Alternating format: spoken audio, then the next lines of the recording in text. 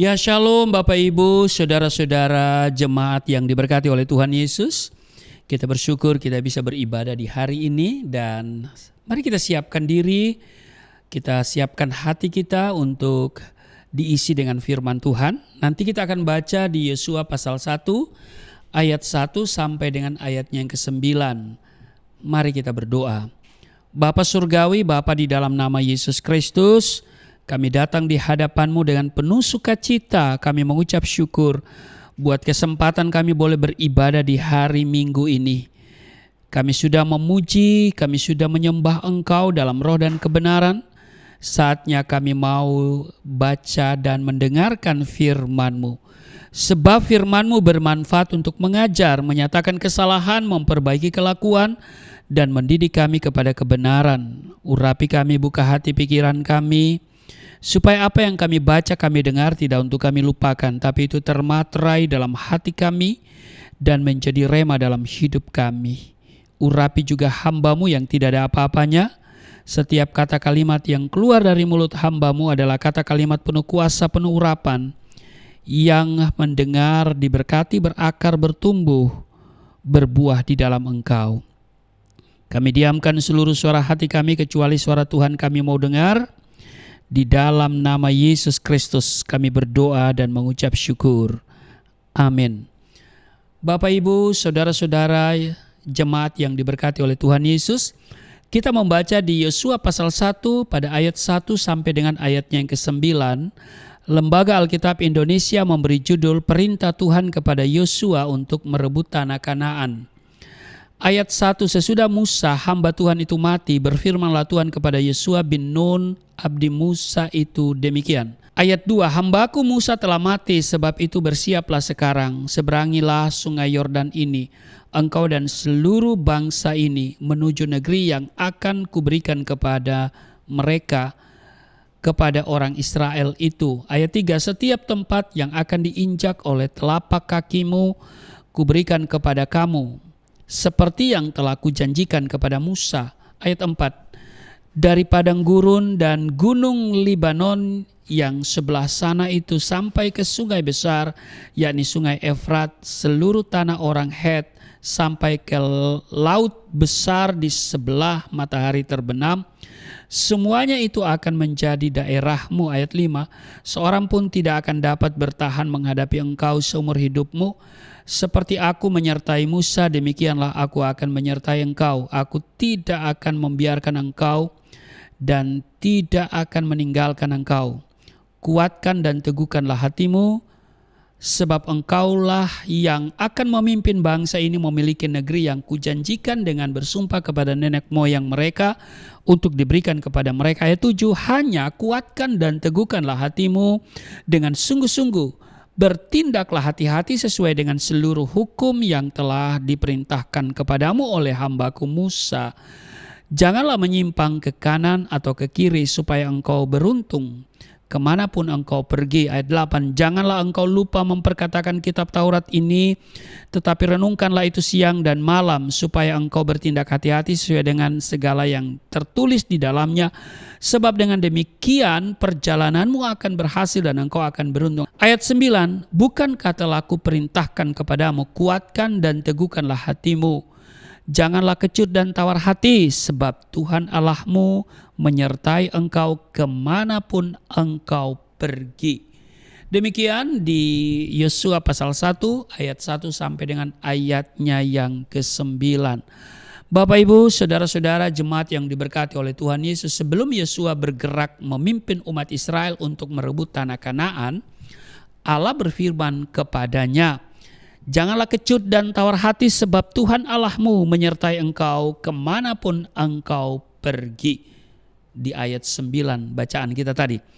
Nah Bapak Ibu perhatikan, apabila Allah sampai memerintahkan agar Yosua jangan tawar hati, berarti keadaan orang yang tawar hati adalah sesuatu yang amat serius baginya. Dan Allah benar-benar tidak menghendaki hal itu terjadi dalam hidup Yosua, tapi juga dalam hidup kita hari ini. Amin. Amsal 24 ayat 10 menulis begini, jika engkau tawar hati pada masa kesesakan, kecillah kekuatanmu. Bapak Ibu, tawar hati yaitu hati yang telah menjadi tawar. Disebut tawar karena tidak ada lagi semangat dan harapan di dalamnya. Nah, apa penyebab orang kemudian menjadi tawar hati? Saudara, setelah saya renungkan ada 2 penyebab tawar hati. Yang pertama, karena tidak lagi memiliki iman. Saudara kehilangan iman. Dan saudara tahu hal yang paling berbahaya dalam hidup orang percaya bukan tantangan, bukan kesulitan, bukan pergumulan. Kenapa? Karena bersama Yesus kita dapat menanggung segala perkara. Amin. Bersama Yesus kita cakap menanggung segala perkara dan dapat melakukan perkara-perkara yang besar. Tetapi apa masalah terbesar bagi orang percaya, yaitu ketika orang percaya itu kehilangan iman. Ini sangat berbahaya saudara ya. Kenapa orang kehilangan iman? Nanti sebentar kita akan lihat. Jadi mengapa orang menjadi tawar hati? Karena tidak lagi memiliki iman atau kehilangan iman.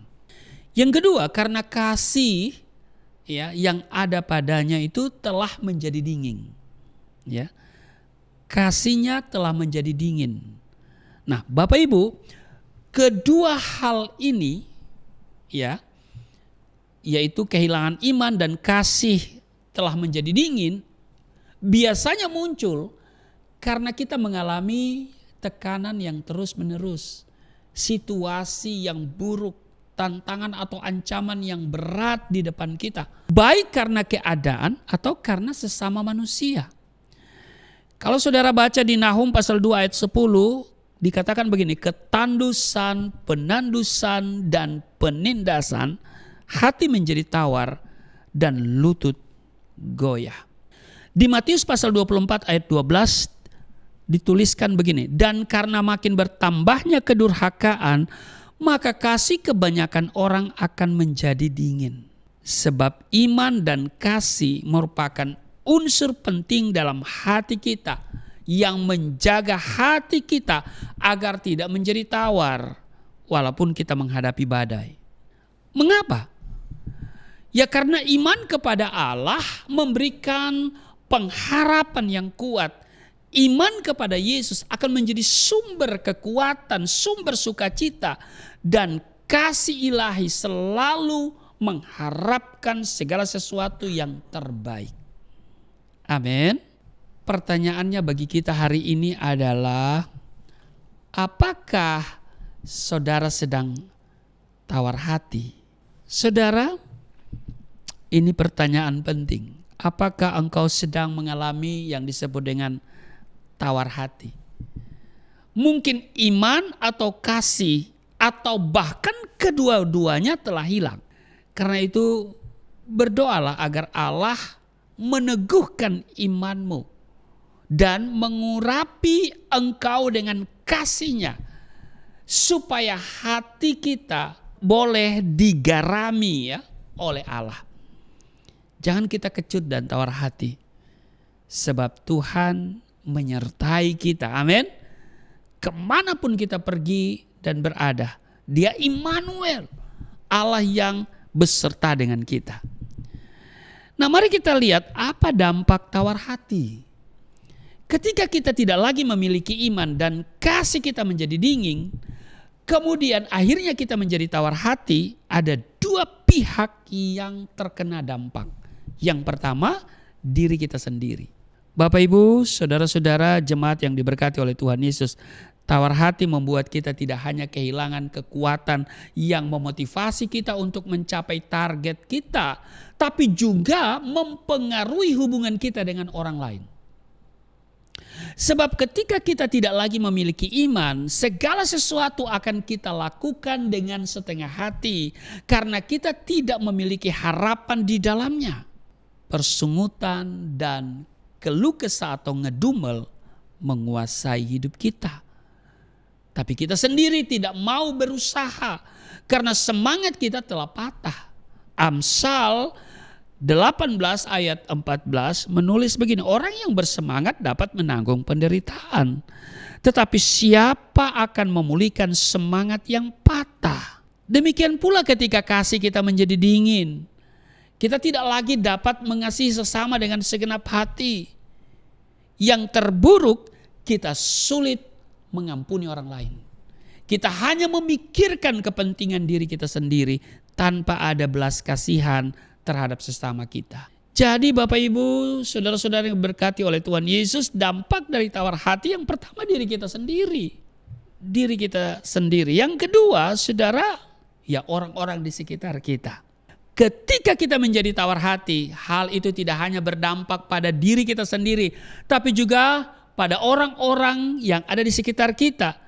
Sebab jika kita tidak lagi memiliki iman, maka perkataan dan perbuatan kita bisa mengakibatkan hati orang lain menjadi tawar pula. Saudara perhatikan, ketika 12 pengintai yang disuruh Musa kembali ke tanah Kanaan, perhatikan 10 orang pertama yang telah tawar hatinya karena tantangan yang berat yang mereka lihat secara real ya. Mereka berkata bahwa mereka tidak mungkin masuk tanah Kanaan. Kenapa? Karena orang-orang di sana perawakannya tinggi besar dibandingkan dengan kita ya kecil. Maka mereka adalah raksasa dan kita adalah belalang-belalang. Bagaimana mungkin belalang bisa mengalahkan raksasa? Iya kan? Sehingga orang yang mendengar pun mengalami tawar hati. Karena mereka sudah tawar hati duluan ketika melihat masalah itu. Ya kan? Seluruh bangsa itu pun ikut tawar hati seperti para pengintai itu. Ya, kalau sudah baca di Ulangan pasal 1 ayat 28. Demikian pula ketika kasih kita menjadi dingin, sikap kita pun menjadi dingin. Perkataan kita menjadi hambar terhadap orang-orang yang ada di sekitar kita. Sehingga mereka pun menjadi tawar hati. Karena sikap dan perkataan kita telah mematikan hati mereka. Belum lagi jika kita merasa terganggu oleh orang-orang yang ingin berkomunikasi dengan kita. Kita pun cenderung menolak mereka dengan kata-kata yang pahit, yang menyakitkan hati. Hal itu harus diwaspadai Bapak Ibu. Sebab tidak mungkin hati yang tawar mengeluarkan sesuatu yang asin. Iya kan? Itu tertulis di dalam Yakobus pasal 3:12. Demikian juga mata air asin tidak dapat mengeluarkan air tawar. Nah, Rasul Paulus menasehatkan setiap kita di Kolose pasal 4 ayat 6. Hendaklah kata-katamu senantiasa penuh kasih, jangan hambar. Sehingga kamu tahu bagaimana kamu harus memberi jawab kepada setiap orang. Bagaimana kata-kata kita menjadi hambar? Jawabannya, jika kita telah menjadi tawar hati. Karena seperti mata air asin tidak dapat mengeluarkan air tawar, demikian pula mata air tawar tidak dapat mengeluarkan air asin. Atau adakah sumber memancarkan air asin dan air tawar dari mata air yang sama? Tidak mungkin. Karena itu Bapak Ibu, saudara-saudara jemaat yang diberkati oleh Tuhan Yesus, mintalah agar Roh Kudus senantiasa menjaga hati kita dan menjauhkan hati kita dari segala macam bentuk ketawaran hati. Karena itu Amsal menulis, jagalah hatimu dengan segala kewaspadaan. Mengapa Tuhan tidak menghendaki kita tawar hati? Jawabannya, karena kita adalah garam dunia. Amin. Dan sebagai garam dunia kita mempunyai tugas mengasinkan dunia. Sudah baca di Matius pasal 5 ya, pada ayat 13 sampai dengan ayatnya yang ke-16.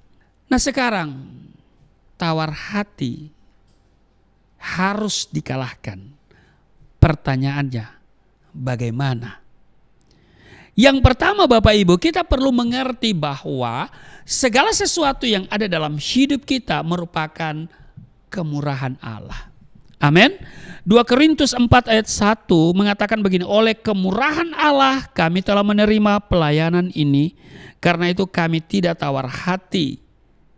Seringkali Bapak Ibu, kita tawar hati karena kita tidak mengerti bahwa kita amat berharga di mata Allah. Padahal Kristus telah menginvestasikan nyawanya bagi kita dengan mencurahkan darahnya untuk menebus kita dari dosa. Sebab itu janganlah kita menjadi tawar hati dan menyia-nyiakan kemurahan Allah. Amin. Hidup kita ini begitu, bahkan sangat berharga di mata Allah. Yang kedua, jangan hanya melihat apa yang dapat dilihat dengan mata kita. Karena yang kelihatan adalah sementara, sedangkan yang tidak kelihatan adalah kekal. Amin. Seringkali kita tawar hati karena mata kita hanya terfokus pada perkara-perkara lahiriah. Mungkin saat ini manusia lahiriah kita sedang menderita, namun sesungguhnya dengar baik, manusia batinia kita sedang mengalami pembaharuan. Sebab itu Bapak Ibu, jangan tawar hati. Amin.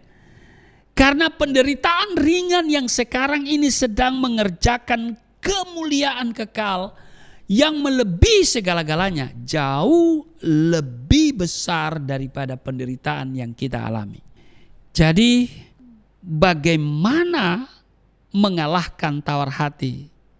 Saudara, tadi saya katakan yang pertama, kita perlu mengerti bahwa segala sesuatu yang ada dalam hidup kita merupakan kemurahan Allah.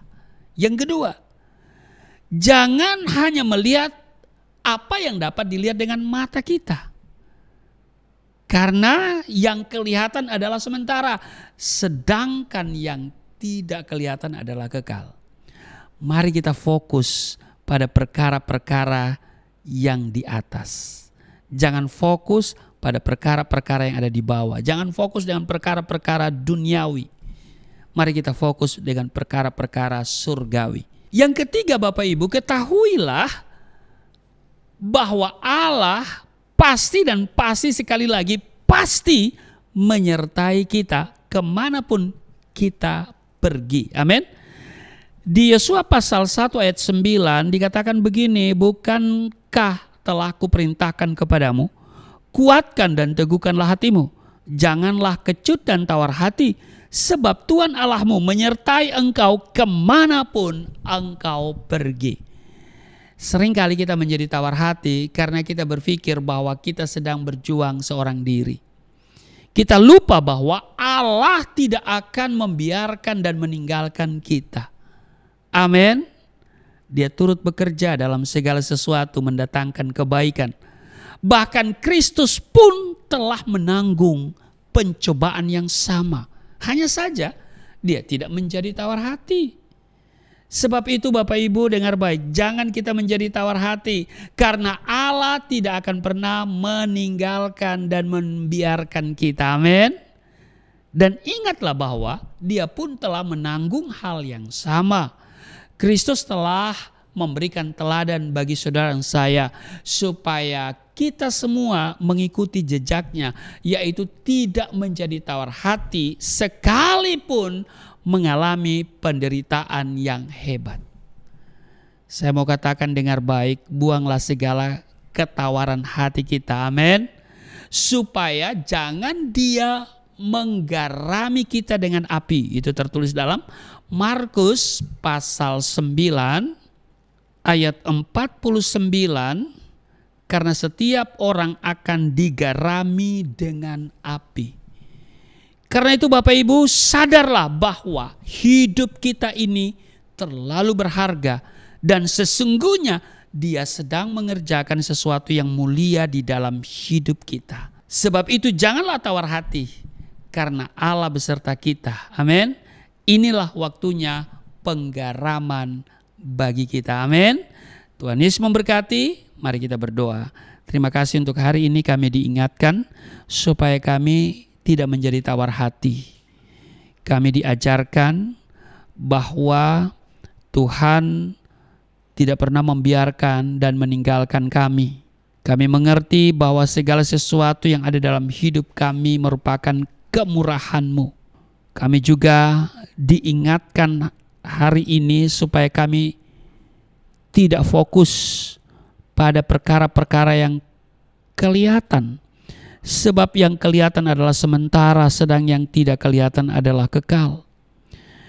Dan kami juga diingatkan bahwa Engkau tidak pernah membiarkan meninggalkan kami. Engkau pasti menyertai kami kemanapun kami pergi dan berada. Di dalam nama Tuhan Yesus yang telah mengajar kami berdoa bersama-sama. Bapa kami yang di surga, dikuduskanlah nama-Mu, datanglah kerajaan-Mu, jadilah kehendak-Mu di bumi seperti di surga.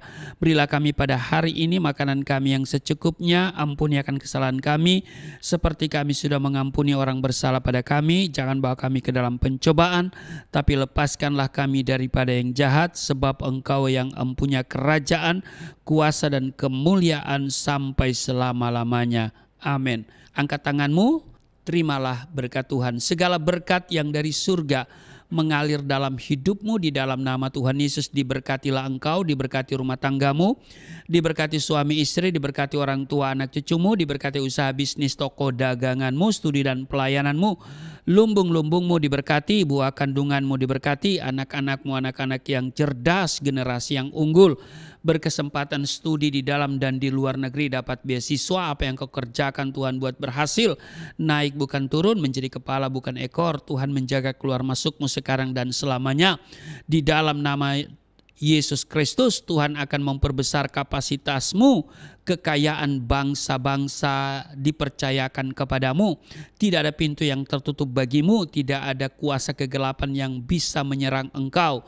Tuhan akan selalu memberkati pekerjaan tanganmu. Apa saja yang engkau kerjakan selalu berhasil. Mujizat dan terobosan akan menjadi bagianmu. Pengurapan dan otoritas ilahi ada dalam hidupmu. Di dalam nama Yesus Kristus aku berseru turunlah berkat, kasih setia, penyertaan, perlindungan yang sempurna, damai sukacita, kemuliaan, kemenangan dari Bapa Surgawi, dari Yesus Kristus dalam persekutuan dengan Roh Kudus tercurah mengalir dalam hidupmu mulai saat ini sampai selama-lamanya. Setiap kita yang percaya diberkati berkata, amin.